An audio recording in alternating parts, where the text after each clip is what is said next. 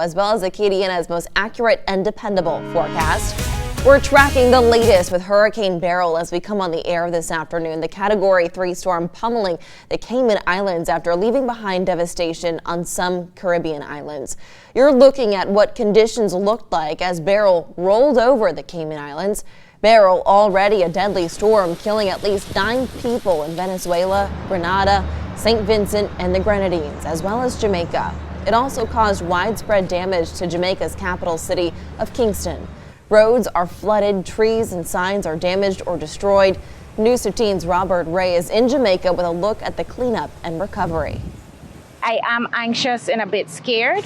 Hurricane Beryl continuing its devastating trek through the Caribbean on Thursday, stirring up gusty winds and dangerous storm surge on the Cayman Islands. Officials say a dozen shelters are open and crews are standing by for a major cleanup. Clearing major roadways for emergency services and civilians to get through, as well as possible search and rescue efforts. Beryl now rumbling toward Mexico's Caribbean coast, at times packing winds as high as 125 miles per hour.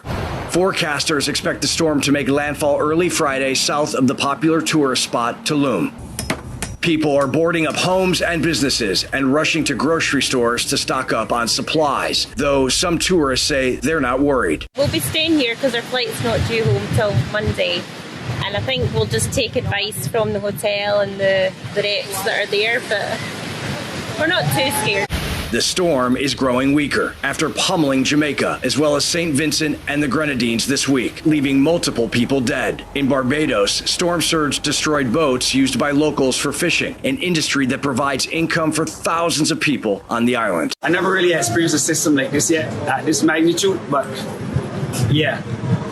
I don't think that nobody wants to go through this yet. Beryl is expected to strengthen once again as it enters the Gulf of Mexico this weekend. In Jamaica, Robert Ray, News 15. And now to a Storm Track 15 alert on this hot and humid 4th of July. Storm Track 15 Chief Meteorologist Doppler Dan is tracking the trifecta today. Showers, heat, and of course the latest on Hurricane Beryl.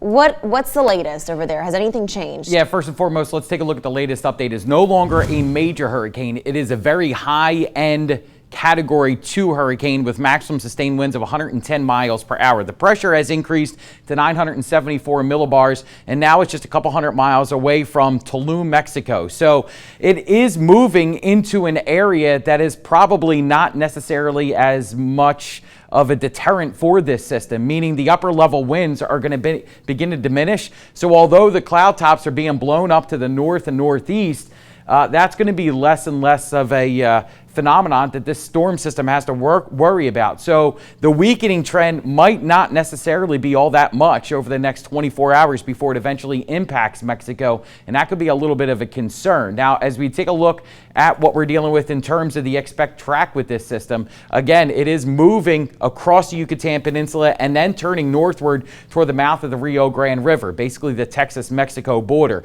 Now, if it hugs and runs parallel to the coastline, that means it probably won't move inland, maybe as close to Corpus Christi.